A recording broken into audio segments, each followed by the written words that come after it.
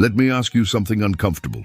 When was the last time you felt truly alive? Not entertained, not distracted, not comfortable, but alive, with your heart pounding and your soul trembling as if the entire weight of existence pressed upon you. If you can't remember, that's not an accident, because most people today are not living, they're merely drifting.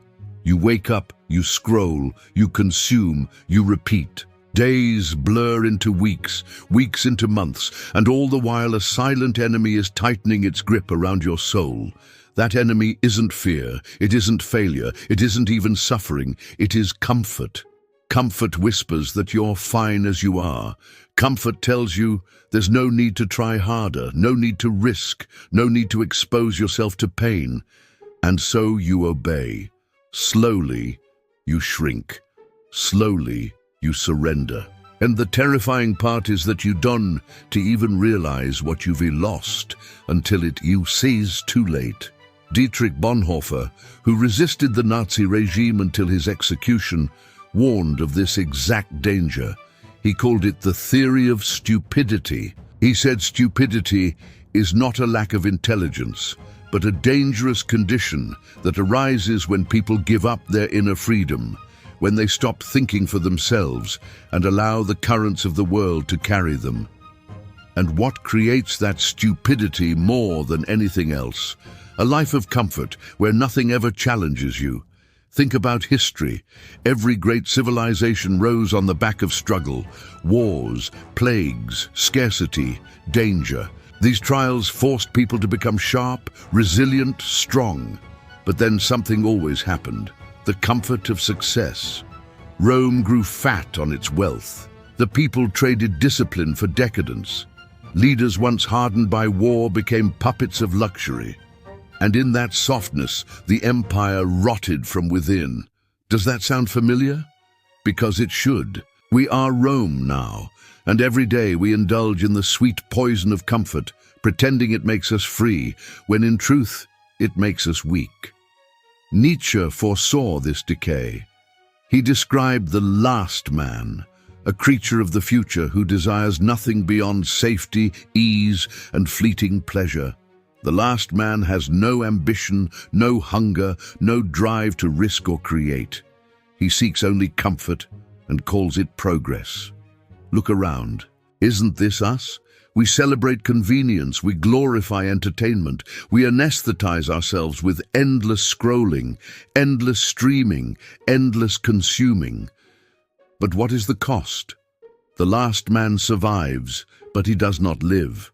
And if you're honest with yourself, you can feel that truth gnawing inside you. Machiavelli observed that rulers who indulged their people too much bred weakness. He argued that necessity, not comfort, sharpens both leaders and citizens. It is necessity that forges cunning, strength, resilience. But in our world, necessity is vanishing. You don't need to hunt, to fight, to endure. Everything is delivered to your door in less than 48 hours. And yet, despite this abundance, we are more anxious, more depressed, more lost than any generation before. Why? Because while comfort takes away struggle, it also strips away meaning. Without struggle, there is no growth. Without growth, there is no purpose. Without purpose, there is no life, only survival.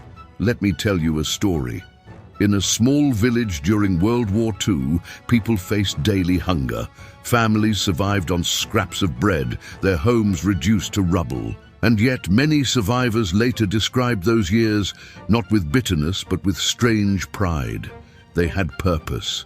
They had each other. They were tested, and in the fire of struggle, they discovered strength they never imagined.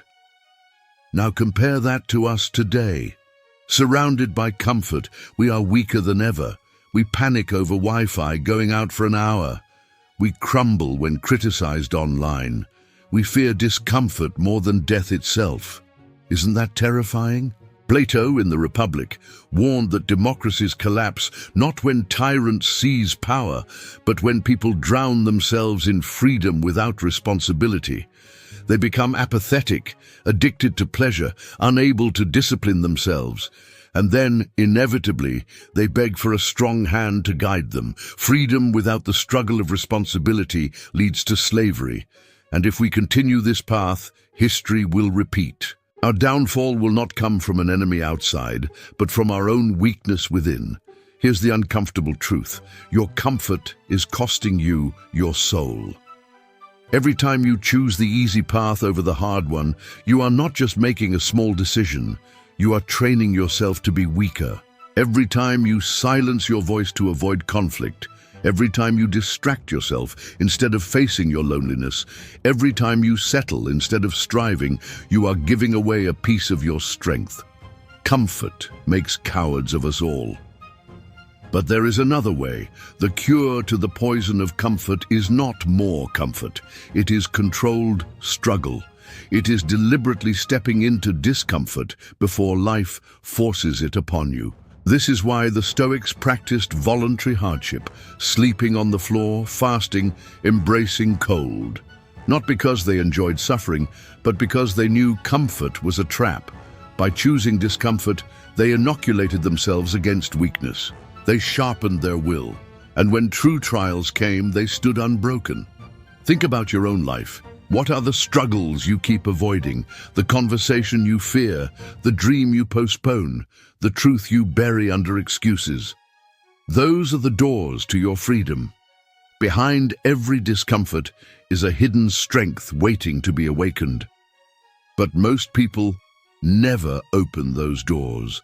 They would rather stay safe in their small rooms of comfort, unaware that the house around them is burning. So I'll ask you again, are you living, or are you merely safe? Because safety is not life. Safety is the coffin in which your potential is buried. Life demands risk. Life demands discomfort. Life demands that you bleed, sweat, and tremble for something greater than yourself. The truth is harsh but liberating. History never remembers the comfortable. It remembers those who dared to step into the storm. Spartacus, chained, rose in rebellion. Socrates, condemned, chose death over betrayal of truth. Bonhoeffer, imprisoned, refused to bow to tyranny. They did not live easy lives, but they lived lives that mattered. And that is the choice facing you now. You can drift through this world, sedated by comfort, invisible and forgotten. Or you can wake up, embrace struggle, and forge yourself into someone who cannot be ignored. The storm is coming, whether you want it or not. The only question is whether you will be destroyed by it or remade in its fire. Comfort is the silent enemy inside you, and if you do not rise against it, it will kill you long before death does. The choice is yours. Will you remain safe, or will you finally dare to live?